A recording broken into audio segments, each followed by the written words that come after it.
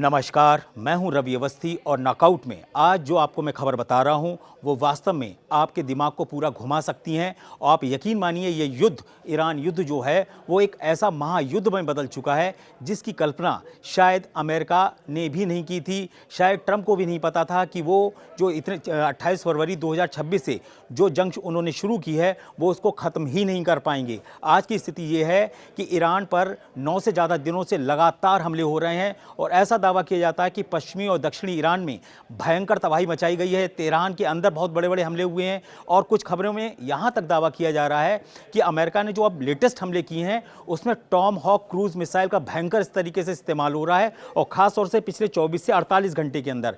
लेकिन हमने यहाँ पर एक लाइन लिखी है कि भाप बने अमेरिकी सैनिक, खैबर मिसाइल से ईरानी हमला, 100% ईरान पर इजरायली हमला, जनरल जमीर का ऐलान। ये जो दो खबरें हैं ये एक ऐसी खबर बन के सामने आए हैं जो साबित करता है कि जो ट्रंप हैं उनका जो वॉर प्लान है या उनके जनरलों का जो वॉर प्लान है उसके ऊपर ईरान का वॉर प्लान जो है वो 21 साबित हो रहा है। 21 इसलिए साबित हो रहा है कि ये जो भाप बनने वाली बात आई है कि आखिर ऐसा क्या हुआ कि अमेरिकी सैनिक भाप बन गए, तो आपको बता देंगे लगभग 48 से 72 घंटे पहले जॉर्डन के मुवाफ सॉल्टी एयर बेस, आपको फिर से बता देता हूं, जॉर्डन के मुवाफ सॉल्टी एयर बेस पर एक साथ 8 बैलिस्टिक मिसाइलों ने हमला किया था, जिसमें से एक मिसाइल इतनी सटीक तरीके से जाके एयरबेस के ऊपर लगी थी, हवाई अड्डे पे लगी थी अमेरिका के, जिसमें कम से कम 3 सैनिक मौके पे ही मारे गए। लेकिन उसमें से क्या हुआ कि 2 सैनिकों की तो लाशें मिल गईं, लेकिन एक सैनिक की लाश ही नहीं मिली, जो अमेरिकी सैनिक था उसकी लाश ही नहीं मिली। तो ऐसा दावा किया जा रहा है कि जो धमाका हुआ था उस मिसाइल का, उसमें एक तरीके से ऑलमोस्ट उसका 90% जो शरीर था वो भाप बन के इधर उधर छितर गया और उसके कुछ टुकड़े सैनिक के मिले हैं, जिसके आधार पर पहचान हो पाई है कि ये अमेरिकी सैनिक इस हमले में मारा गया है। इसीलिए पूरे अमेरिकन मीडिया में, अरब मीडिया में और ख़ास तौर से ईरानी मीडिया में ये क्लेम किया जा रहा है कि हमने अमेरिकी सैनिकों को भाप बनाना शुरू कर दिया है। अब पूरे खाड़ी देश में जो 50,000 अमेरिकी सैनिक हैं और जो ईरान पर हमला करना चाहते हैं उन सबको हम भाप बना देंगे, ऐसा ईरान की तरफ से कहा जाने लगा है। दूसरी इंपॉर्टेंट बात ये आई है कि जॉर्डन पे जो हमला सबसे भयंकर तरीके से हुआ है, अगर अभी तक के हिसाब लगाएं तो उसमें एक चीज़ बड़ी इंपॉर्टेंट आई है कि जो इजराइल के सेना प्रमुख हैं इयाल ज़मीर, आपने अच्छे से जानते होंगे कितना सख्त और बहुत ही ताकतवर एक जनरल है इजराइल का और चीफ भी है। उन्होंने बोला है कि जॉर्डन पे जो हमला देखा है उसके अलावा आप ये मान के चलिए कि अब हम ईरान के ऊपर 100% एक पूर्ण स्केल यानी कि पूर्ण युद्ध शुरू करने जा रहे हैं, फुल स्केल वॉर स्टार्ट करने जा रहे हैं। ये जनरल इयाल ज़मीर का जो बयान आया है इजराइल की तरफ से वो ये साबित करता है कि जो 9 से ज़्यादा दिनों से जो ईरान के ऊपर हमले हो रहे हैं उसके पीछे अब जो दूसरा राउंड स्टार्ट हो रहा है वो इजराइल करना शुरू कर चुका है। और हो सकता है कि अगले कुछ घंटों के अंदर हमको ये पता चल जाए कि ईरान के किन किन बड़े ठिकानों पर, खास तौर से परमाणु ठिकानों पर इजराइल कहां कहां हमले करता है। इसकी तैयारी जनरल इयाल ज़मीर ने कर ली है। मैं आपको दिखा देता हूं, मैंने यहाँ पे 3 या 4 फोटो लगाई हैं और आपको दिखा देता हूं। ये जो है वो जनरल वहीदी हैं जो ईरान के सेना प्रमुख के तौर पर इस समय काम कर रहे हैं और जो खौफनाक हमले हो रहे हैं उसके पीछे इस व्यक्ति का, जनरल वहीदी का पूरा दिमाग माना जा रहा है। और यही है जो शुरू से बोल रहा था कि बातचीत से कोई फ़ायदा नहीं है, सीज़ फायर से कोई फ़ायदा नहीं है, हमें जंग में आर पार का फैसला करना होगा। इसके साथ में जो ये यहाँ पर आप देख रहे हो ये हैं इजरायली सेना के चीफ इयाल ज़मीर। इयाल ज़मीर को बोला जाता है कि ये राइट हैंड है नेतन्याहू के, पीएम नेतन्याहू के, और ऐसा दावा किया जाता है कि नेतन्याहू को इन पर इतना ज़बरदस्त भरोसा है, इन्होंने बोला है कि आपको खुली छूट है, आप ईरान को निपटाओ। और जो आप उधर ट्रंप को तो आपने हालत देख ही ली है कि जब से ईरान ने हमले शुरू किए हैं खासतौर से बहरीन, जॉर्डन और कतर, कुवैत के ऊपर, उसके बाद से अमेरिकी सेना जो है वो बुरी तरीके से बौखलाई है। और जब आपको बता दें 2 तरीके के हमले हुए हैं। एक में आपको अच्छे से पता होगा कि जॉर्डन में अब संख्या जो मरने वालों सैनिकों की है वो 3 अमेरिकी सैनिक है, जिसमें से एक की लाश नहीं मिली थी, जिसके कुछ टुकड़े मिले हैं, इसीलिए उसको भाप बोला जा रहा है। दूसरी इंपॉर्टेंट बात है कि जो ईरान का इरबिल इलाका है वहाँ भी एक ईरानी ड्रोन जो था वो मार गिराया था अमेरिकी सेना ने, लेकिन जैसे ही अमेरिकी सेना उसको न्यूट्रलाइज करने गई, उसको देखने गई कि इसके अंदर क्या है, उसमें एक भयंकर धमाका हुआ, वहाँ पर तुरंत एक सैनिक मारा गया। तो कुल मिलाकर जब से ये जंग स्टार्ट हुई है इसमें 17 से ज़्यादा, ऑफिशियली रिकॉर्ड है 17 से के करीब जो अमेरिकी सैनिक हैं वो मारे जा चुके हैं। क्लेम 16 का भी किया जा रहा है, 17 का भी किया जा रहा है, लेकिन लेटेस्ट जो डेटा आया है वो 17 अमेरिकी सैनिकों का आया है। दूसरी इंपॉर्टेंट बात क्या है, इस युद्ध में ईरान कैसे 21 साबित हो रहा है, इसको हर कोई जानना चाहता है कि आखिर ऐसी क्या वजह है कि अमेरिका के पास इतना बढ़िया हाई क्वालिटी के सैटेलाइट्स हैं, सबसे बढ़िया सैन्य उपकरण हैं, सबसे बढ़िया मिसाइलें हैं, उसके बावजूद ईरान उनके काबू में क्यों नहीं आ रहा है? ये जो काबू वाली बात है वो ट्रंप के लिए कहते हैं ना खंजर की तरह लगती है, जाके पीठ में जैसे सीने पे खंजर नहीं लगते, ऐसा उनको प्रताड़ित करती है ये कि ईरान आखिर काबू में क्यों नहीं आ रहा है। ईरान में काबू में इसलिए नहीं आ रहा है क्योंकि ईरान को ये पक्के तौर पे बता दिया गया है कि इस वक्त जो ईरान हमले कर रहा है, चाहे वो जॉर्डन पे किए हों, चाहे वो कुवैत में किए हों और चाहे उसने बहरीन में किए हों, मैं आपको पूरा डिटेल बताऊंगा कि इन्हीं अरब के 3 देशों के ऊपर ईरान ने हमला क्यों किया है, उसकी क्या वजह थी और उसने ही इस पे ही सबसे ज़्यादा फोकस क्यों किया है ईरान ने, और क्यों उसने खैबर जैसी मिसाइलों का इस्तेमाल किया है, कैसे सैजिल का इस्तेमाल कर रहा है, कैसे फतेह 2 हाइपरसोनिक मिसाइलों का इस्तेमाल किया गया है। ये आपको चौंका देंगी। जो लेटेस्ट रिपोर्ट्स आई हैं वो ईरानी मीडिया की तरफ से नहीं आई हैं, वो खुद American media wall street journal ने पेंटागन के अधिकारियों के हवाले से छापी है, और जिसमें पेंटागन ने सीधा बोला है कि जॉर्डन के ऊपर जो मुवाफ सॉल्टी एयरबेस था उसके ऊपर जो ईरान ने हमला किया है वो ये साबित करता है कि इस युद्ध में रूस और चीन ने इतनी ज़बरदस्त मदद की है ईरान की कि उसने लगभग 1400 किलोमीटर दूर, यानी कि 1200 से 1400 किलोमीटर दूरी है ईरान से और जॉर्डन की, जहां पे उसने अटैक किया है, और इतनी दूरी पे जाके मिसाइलों को मारना कोई हंसी खेल नहीं है। आप समझिए रास्ते भर में कितने एयर डिफेंस सिस्टम थे, पैट्रियट, थार्ड जैसे सिस्टम थे अमेरिका के, वो कोई भी उस मिसाइल को रोक ही नहीं पाए। 8 मिसाइल मारी, उसमें से 1 मिसाइल अंदर गई और उसने सब कुछ उड़ा दिया। दूसरी इंपॉर्टेंट बात यह है कि दावा यह भी किया जा रहा है कि जब 8 खैबर शिकन मिसाइलें अटैक करने आ रही थी तो उसी की आड़ में शाहिद 136 जो ईरान का आत्मघाती ड्रोन है वो भी पूरी ताकत के साथ उस एयरबेस की तरफ बढ़ा, और उसमें क्या हुआ कि जो शाहिद 136 था उसको मारने के लिए पैट्रियट मिसाइल सिस्टम और थार्ड पूरी ताकत से जुट गए और वो उसके ट्रैप में फंसे, और इसी ट्रैप के चक्कर में ये जो खैबर शेकेन इनकी भी जो मिसाइल है, बैलिस्टिक मिसाइल है, वो जाके सीधी गई और उसने जॉर्डन में सब कुछ उड़ा दिया, जिसमें इतने बड़ी उसकी कैजुअलिटी हुई। और जिसके बाद से ट्रंप ने बोला है कि अब हम अपने 4 सैनिकों की मौत का बदला कम से कम 10,000 ईरानी सैनिकों को मार के लेंगे, ऐसे क्लेम ईरानी मीडिया में किया जा रहा है कि ट्रंप ने ऐसा बोला है। हालांकि ट्रंप ने इस तरीके का नहीं बोला है, उन्होंने सिर्फ इतना बोला है कि हमारे जो शहीद जवान हैं हम उनका चुन चुन का बदला ईरान से बहुत लंबे वक्त तक लेंगे, और एक भी अब कमांडर वो नहीं बचेगा जिसने जॉर्डन में इतना भयंकर हमला किया। तो कहने की स्थिति ये है कि इस वक्त की जो हालात हैं वो बड़े ही चौंकाने वाले हैं। अब आप ये जान लीजिए कि जॉर्डन, बहरीन और कुवैत ये 3 टारगेट ईरान के क्यों हैं। पहले आपको बता दें कि जो मुवाफ सॉल्टी एयरबेस है, यहीं से सबसे ज़्यादा जो ड्रोन अटैक हो रहे थे और जो मिसाइलों के अटैक हो रहे थे वो इसी जगह से हो रहे थे। ये था जॉर्डन का मुवाफ सॉल्टी एयरबेस। और दूसरा बहरीन पे क्यों किया?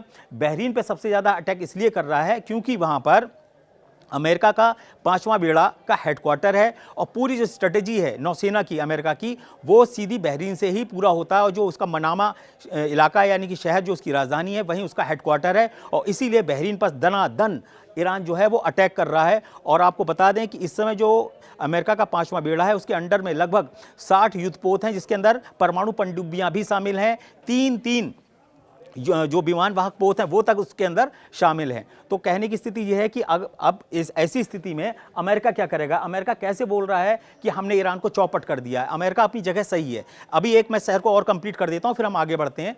कुवैत पर इतना अटैक क्यों कर रहा है? आपको बता दें कि ईरान के जो पश्चिमी ईरान, दक्षिणी ईरान और पूर्वी ईरान, यहाँ पे जो भयंकर अटैक हो रहे हैं उसके पीछे सबसे बड़ा इंपॉर्टेंट जो फाइटर जेट है वो है F-15E और ड्रोन्स। F-15E और ड्रोन्स जो हैं वो कुवैत से उड़ रहे हैं और ईरान में आके अटैक कर रहे हैं। तो ये क्या है, इन्होंने क्या किया है, कुवैत के जो हैंगर्स थे उसके ऊपर भयंकर अटैक किया। अल सलेम, आपको पता है अल सलेम जो एयरबेस है उसके ऊपर कुवैत में क्यों अटैक किया गया? क्योंकि वहीं पर 15E जेट थे, वहीं पे ड्रोन था, और वहीं पे था वो MQ-9 ड्रोन जो लगातार ईरान के लिए चैलेंज बना है। और ऐसा ईरानी मीडिया ने दावा किया है कि हमने कुवैत में अल सलेम एयरबेस को पूरी तरीके से उड़ाया है, एक बड़े हिस्से को, जहां पर MQ-9 ड्रोन्स, जहां पे F-15E जेट, और जहां पर इस जो उनकी मिसाइलों का जो एक सिस्टम पूरा वहां पे था ना तैयार डिफेंस का, वो पूरा का पूरा उड़ाया है। तो कहने की स्थिति ये है कि ये 3 शहर होगा। इसके अलावा जो इराक में अटैक हो रहा है उसके पीछे का सबसे बड़ा कारण भी आपको बता दें। इराक में ईरान इसलिए अमेरिकी अड्डों पे सबसे ज़्यादा हमले कर रहा है क्योंकि वहाँ पर लॉजिस्टिक हब्स हैं, कम्युनिकेशन है, और सैटेलाइट से जुड़े हुए जो ज़बरदस्त आंकड़े और जो पूरा उसका हेडक्वार्टर है वो इराक के इरबिल में है। इसीलिए उस इरबिल पे भयंकर अटैक किया गया जिसके अंदर भी एक अमेरिकी सैनिक मारा गया है। तो ये तो हो गई स्ट्रेटेजी ईरान की। अब आता है सवाल कि अमेरिका क्या मुंह ताकता रहेगा कि उसके सैनिक मरते जाएं और वो मुंह ताकता रहे। आपको बता दें कि जो 9 दिनों से लगातार, 9 क्या बल्कि आप मान के चलिए अब तो 10-12 दिन का टोटल जो वो निकल के आ रहा है आंकड़ा, वो ये निकल के आ रहा है कि अमेरिका ने ईरान के ऊपर लगातार जो 24 घंटे अटैक हो रहे हैं वो दिन और रात हो रहे हैं। दिन और रात का जो बिजली युद्ध हुआ है, जिसको ब्लिट्स बोलते हैं इंग्लिश में, उस ब्लिट्स ग्रेज, इसका मतलब होता है ऐसा बिजली युद्ध जिसमें लगातार कंटिन्यू रैपिड फायर दनादन हमले होते हैं, बिना रुके, बिना ज़्यादा गैप को दिए हुए। उसके पीछे की वजह ये बताई जा रही है कि इन्होंने इसलिए पुलों को सबसे ज़्यादा उड़ाया है, इसलिए सड़कों को उड़ाया है, ताकि जो ईरान के ऊपर ज़मीनी हमला होगा तो हम उसको कैसे कंट्रोल करेंगे। तो इसके लिए ईरान के इन इलाकों पर जो अमेरिकी हमला है वो लगातार बढ़ता जा रहा है। और इसी को ध्यान में रखकर जो टॉम क्रूज मिसाइलें हैं वो हॉर्मुज के इलाके में दनादन हमले कर रही हैं, क्योंकि अमेरिकी नौसेना, जो ईरानी नौसेना है, उसको कंट्रोल करने के लिए टॉम क्रूज मिसाइल जो है वो बड़ी इंपॉर्टेंट है। आपको बता दें कि कोई भी क्रूज मिसाइल होती है, उसका जो उड़ने का तरीका होता है वो बहुत ही नीचा होता है, बहुत ही लो फ्लाई करती है। और इसके बारे में दावा किया जाता है कि जो टॉम क्रूज मिसाइल है वो लगभग 1400 से 1500 किलोमीटर दूर तक मार कर सकती है और 30 से 50 मीटर की सिर्फ ऊंचाई पर उड़ते हुए अपने टारगेट को तबाह कर सकती है। और इसीलिए जो ट्रंप ने बोला था कि मैं 1000 मिसाइलों से ईरान को तबाह कर डालूंगा, तो ये उसकी शुरुआत हो चुकी है। टॉम हॉक मिसाइलें जो हैं वो इस वक्त ईरान पर कहर बनकर टूट रही हैं। और इसीलिए जो तेहरान, आपको बता दें, जो नतांज, फोर्डो और इस्फान, ये जो बड़े बड़े शहर हैं, या जो ईरान एक बोला जाता है इस्फान के पास में जो अटैक किया गया है वो पारचीन की पहाड़ियों के पास में किया गया है। तो जो पारचीन की पहाड़ियां हैं वो नतांज के पास में हैं, वहाँ से मुश्किल से 215 किलोमीटर का उनका गैप है। और उसी पारचीन पहाड़ियों के पास में ही इन्होंने तालेगन 1 और तालेगन 2 दो इमारतें बना रखी हैं, जो वहाँ की पहाड़ियों के नीचे एक गुप्त परमाणु अड्डा बोला जाता है, जिसके ऊपर अब हो सकता है कि इजराइल हमला शुरू कर दे, हो सकता है शुरू कर भी दिए हों। इसका डेवलपमेंट जो भी होगा वो मैं आपको बताऊंगा। लेकिन अभी की स्थिति आप ये मान के चलिए कि ईरान युद्ध में इस वक्त अमेरिका पर ईरान काफ़ी हद तक भारी पड़ रहा है। और इसीलिए अब इजराइल को इसमें एंट्री कर रहे हैं। जनरल ज़मीर बोल रहे हैं कि 100% ईरान पर हमला होने जा रहा है, अब फुल स्केल वॉर होगा। अब इस फुल स्केल वॉर को रोकने के लिए कोई चारा नहीं है, क्योंकि ईरान की जो सबसे ज़्यादा अच्छी मदद कर रहा है वो इस समय रूस और चीन कर रहे हैं। कुछ उसमें दावा किया गया है कि जो खैबर शेकन मिसाइल है ये लगभग 1500 किलोमीटर तक मार करती है, बैलिस्टिक मिसाइल है। दूसरी इंपॉर्टेंट ये है कि जो वॉल स्ट्रीट जर्नल की रिपोर्ट छपी है पेंटागन के हवाले से, उसमें ये दावा किया गया है पेंटागन अधिकारियों के सामने कि ईरान इस वक्त जो हमले कर रहा है, उसकी जो मिसाइलें अटैक करने के लिए आ रही हैं, वो जब अटैक के बहुत करीब पहुंच जाती हैं तो कुछ किलोमीटर पहले वो अचानक अपना रास्ता बदल रही हैं, अचानक अपनी पोजीशन बदल रही हैं, और फिर अचानक उनकी स्पीड बढ़ती है जब अटैक करने आती हैं। तो ये जो अचानक वाला फार्मूला अपनाया है ईरान ने, वो जो पैट्रियट और थाट के ऊपर है वो बहुत भारी पड़ रहा है। और इसमें जो सबसे बड़ा आग में घी का काम कर रहा है वो कर रहा है शाहिद 136 ड्रोन और मुहाजिर 6। ये दो तरीके के ऐसे ड्रोन हैं जिसको ईरान शहीद होने के लिए भेजता है कि जाओ तो अमेरिकी हथियारों को के सामने जाके शहीद हो जाओ, और पीछे से ये जो बैलिस्टिक मिसाइलें आ रही हैं ये जाके असली अटैक कर रही हैं। तो कहने की स्थिति ये है कि ईरान अपने ड्रोन से को मरवाता है, और जो हमला करता है, जो तबाही करता है, वो अपनी मिसाइलों से करता है। इसमें खैबर शिकन का नंबर 1 नाम आ रहा है। दूसरी जो हाइपरसोनिक मिसाइल है फतेह 2, जिसको बताते हैं कि वो 18,500 किलोमीटर, ये क्लेम किसका है? ईरान का है। 18,500 किलोमीटर प्रति घंटे की रफ्तार से उड़ती हुई आती है, वो अटैक कर रही है। लेकिन ये आपको बता दें, इसमें जो सबसे ज़्यादा नाम इस समय फैला है वो है खैबर शेकन का मिसाइल का, जो इनकी बैलिस्टिक मिसाइल है। दूसरी फतेह 2 हाइपरसोनिक मिसाइल है, और तीसरी है सेजिल भी लंबी दूरी की मिसाइल है। लंबी दूरी की अभी उसका कम इस्तेमाल हो रहा है, लेकिन सेजिल का भी खूब इस्तेमाल हो रहा है। और इसीलिए अमेरिका ने बोला है कि हमें सबसे पहले ईरान का पूरा जो मिसाइल प्रोग्राम है उसको तबाह करना है, उसके सारे लॉन्चिंग पैड को तबाह करना है। हॉर्मुज हो और चाहे तटीय इलाका हो, चाहे खार्गदीप हो, इन सब जगहों पे पहले तेल भंडारों को तबाह कर रहे हैं। हॉर्मुज की जो नाकेबंदी उसको तोड़ रहे हैं, और जो लॉन्चिंग पैड हॉर्मुज के तटीय इलाके के आसपास हैं 15 किलोमीटर के रेडियस में, उसको चुन चुन के साफ कर रहे हैं। आपको मैं यकीन से बता सकता हूँ कि ट्रंप इस समय वास्तव में बेहद गुस्से में हैं, चिड़चिड़े हो चुके हैं। उनको समझ में नहीं आ रहा है कि हम इतना ताकत से हमला कर रहे हैं, 4 महीने से ज़्यादा की जंग हो चुकी है और ईरान आज भी पूरी ताकत से हमला कर रहा है, उसको हम रोक नहीं पा रहे हैं। अभी की सबसे लेटेस्ट खबर आपको बता दूं कि जो मध्यस्थ थे अरब देशों की तरफ से, कतर या ओमान, इनकी तरफ से ऐसा दावा किया जा रहा है कि ट्रंप चाहते हैं कि 10 दिन का सीज फायर हो जाए, लेकिन ईरान की तरफ से साफ बोल दिया गया है कि हम अब कोई सीज फायर नहीं करेंगे। वहाँ के विदेश मंत्री अब्बास अगारची ने बोला है कि ये युद्ध अब ऐसे नहीं रुकेगा, ये युद्ध अब फैसले के साथ रुकेगा, ईरान की जीत के साथ रुकेगा। अगर विदेश मंत्री अब्बास अगाची इस तरीके का बयान मीडिया में आके दे रहे हैं तो आप समझ सकते हैं कि ईरान जो है वो करो या मरो की स्थिति में आ चुका है और इसीलिए इस युद्ध को बोला जा रहा है कि ये महायुद्ध हो चुका है। और अगर इससे ज़्यादा अब आगे बढ़े और ज़्यादा परमाणु ठिकानों पर इजराइल ने हमला किया या इयाल ज़मीर ने जिस तरीके की धमकी है, तो आप ये मान के चलिए कि चीन और रूस की सीधी एंट्री पहले ही से हो चुकी है। हो सकता है वो डायरेक्ट ईरान को बचाने के लिए उतर पड़े और अगर ऐसा हुआ तो ये महायुद्ध जो है वो विश्व युद्ध में बदलते देर नहीं लगेगी। आपको ये चीज़ें अच्छे से समझ लेना चाहिए कि ये जो युद्ध हो रहा है ये दो देशों का युद्ध नहीं हो रहा है, ये दुनिया के बीच में एक ऐसा युद्ध हो रहा है जिसका इम्पैक्ट पूरी दुनिया के ऊपर बहुत तेज़ी से बढ़ा है। आप खुद देखिए $70 पर बैरल तक तेल की कीमतें आ गई थी, आज कहाँ 90 को भी क्रॉस करने वाली हैं।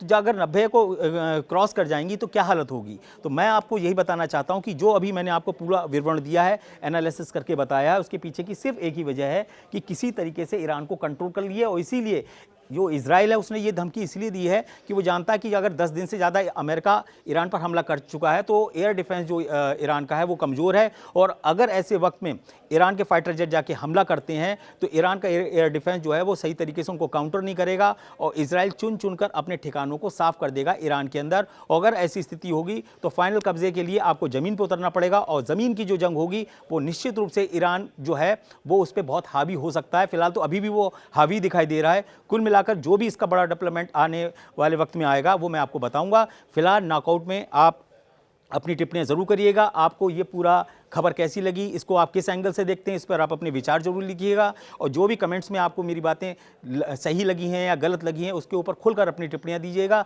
मैं हर चीज़ का बड़ा दिल से स्वागत करता हूं। अभी फिलहाल इतना ही। नॉकआउट में आपसे हम आगे मिलेंगे अगले से 24 से 48 घंटे के अंदर। तब तक के लिए जय हिंद।